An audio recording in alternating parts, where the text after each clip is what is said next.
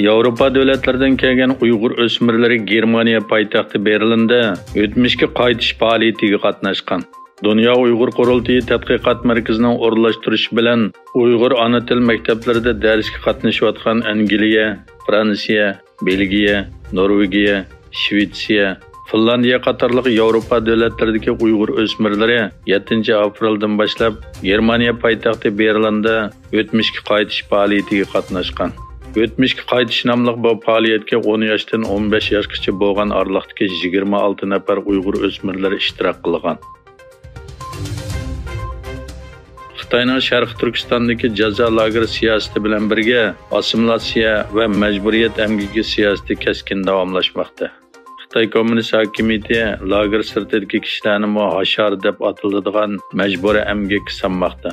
Xitoy ijtimoiy aloqa suplarida tarqatilgan sinlarda Xitoy lager sirtida erkin deb qaralgan Uyg'urlarning saqchilarning nazorati ostida etiz eriqlarda jismoniy emgakka majburlanayotganligi ko'rsatildi.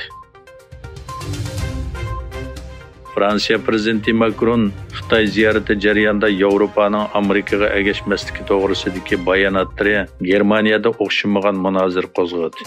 Payshanba kuni boshlangan Germaniya Tashqi ishlar ministrligi Annalena Baerbockning 3 kunlik Xitoy ziyorati jarayonida bu munozaralarning kuchayishi mo'ljallanmoqda. Baerbock va uning Yeshil partiyasi Xitoyga qaratgan qattiq siyosatni qo'llaydi. Shunlashqa uning ziyoratining bu prinsip ostida ilib berilganligi mo'ljallanmoqda. Saudiya Arabiston pokiz hidrogen energiyasi sohasida Xitoy bilan imzolangan tushunish eslatmasini tasdiqlaganligini e'lon qildi.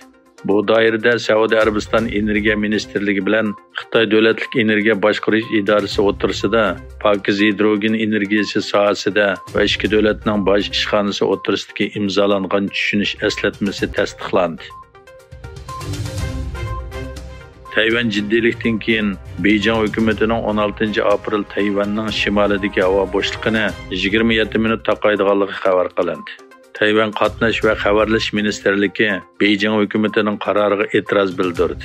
Tayvan qatnash va xabarlash ministrligining bayon qilishicha, Beijing hukumati oldi bilan 16-18 aprel oralig'larida bu cheklimani 3 kun yo'lga qo'ymoqchi bo'lgan. Ammo Tayvanning inkosi sababli 27 minutga qisqartirilgan.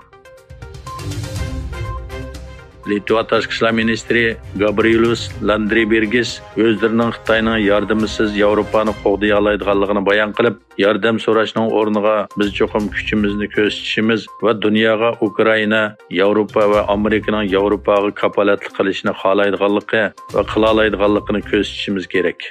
Bu biz avatadigan birdan-bir signal dedi. Landsbergis Twitter hisobida qilgan bayonotida Yevropaning mustabid hukumatlarini qo'llaganligi va bu davlatlarga solgan mablag'ini tanqid qildi.